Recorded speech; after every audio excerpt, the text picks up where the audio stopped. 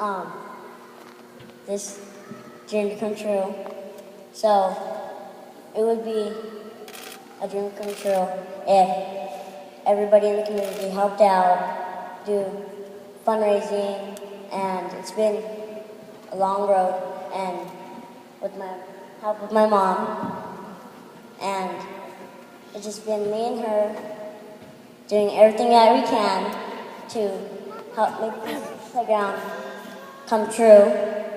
And I want to say thank you to everybody in the community who's helped.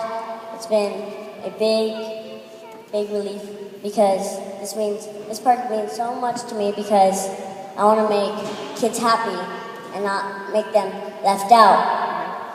Because some of the parks have wood chips that the wheelchairs can't get through, or some of them don't have ramps, which the walkers or the disability people can't go up, do the ramps, they don't have ramps, or they can't go to the slide. So I want to make a universal playground so no kid is left out, and I want to thank Carter DeLay and the Corona Fire Department, and I want to thank my family for helping me out, and thank you.